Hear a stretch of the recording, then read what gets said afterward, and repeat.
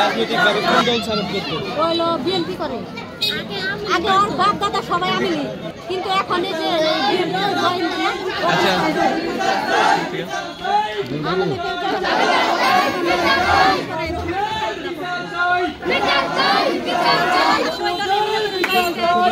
গরিব মানুষের যে সমস্ত মানুষের যেভাবে চাঁদা ধরে অনেক অত্যাচার অনেক অন্যায় করতেছে, এটা আমাদের এই কুমিল্লা এলাকায় থানায় কোনো কেস নাই না। থানা বাবুল ডাইরেক্ট থানা বলে ডাইরেক্ট কইছে থানা পুলিশ আইনা যখন তখন আমি তখন আমরা থানায় গেছিলাম কেস করার জন্য, কিন্তু থানায় থেকে আমাদের কেস নেই না। পরে আমরা বাধ্য হয়ে মানে 4-5 দিন বাড়ির বাহিরে ছিলাম, বাহিরে থাইকা পরে আপনাদের তো দেলদর সদর থানা না? মানুষের যে সমস্ত মানুষের যেভাবে চাঁদা ধরে অনেক অত্যাচার অনেক অন্যায় করতেছে, এটা আমাদের এই কুমিল্লা এলাকায়।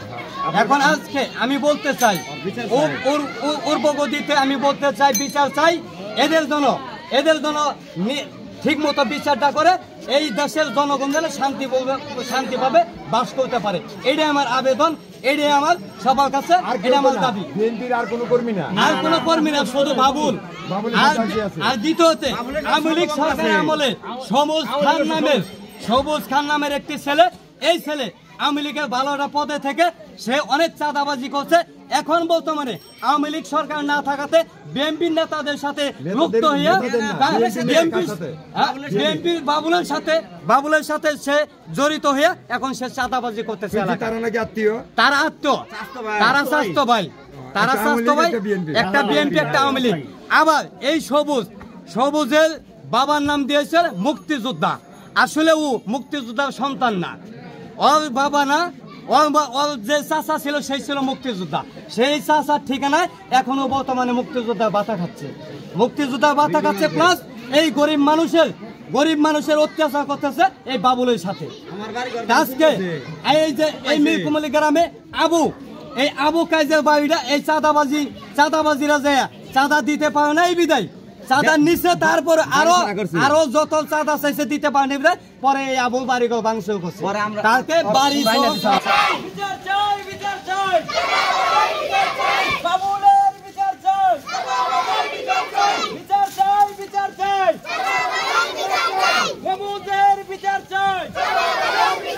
ছেলেরে আর ভাতিজারে আটকে রাখার পরে আমি যাওয়ার পরে আমার ভাতিজারে আর আমার ছেলেরে 2টা বাড়ি মারার পর আমি 20,000 টাকা দিই।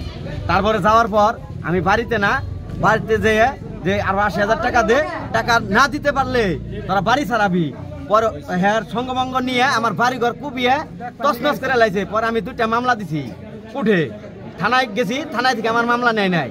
পরে আর অত্যাচারে এই যে সবুজ পরে ইন্ধনদাতা হইলো আওয়ামী লীগের দূষর। আমরা বিএনপি করার পরেও মনে করেন যে আমরা দেশে থাকতে পারি না, এরা সবার কাছে আরো অনেকের কাছে চাঁদা নিছে, এমন প্রমাণ আরো আছে। আমার এই আবেদন আমি সকলের কাছে আমার একটাই দাবি, ওর বিচার চাই, এই চাঁদাবাজের বিচার চাই। আচ্ছা, আপনারা যে বললেন যে দেলদার থানায় আপনাদের মামলা বা অভিযোগ নেয় না অভিযোগ নাই, আমরা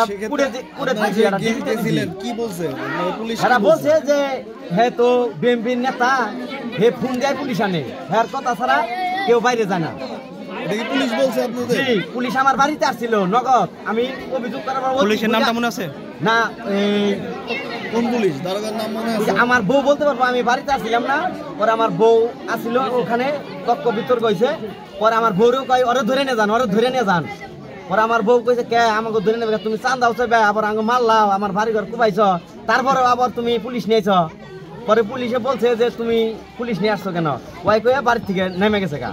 পরে আমরা এই বাড়ি ছাড়া 5-6 দিন পরে এই গ্রামবাসীর এই সহায়তায় আমরা বাড়িতে আমাকে উঠিয়ে দিয়ে গেছে।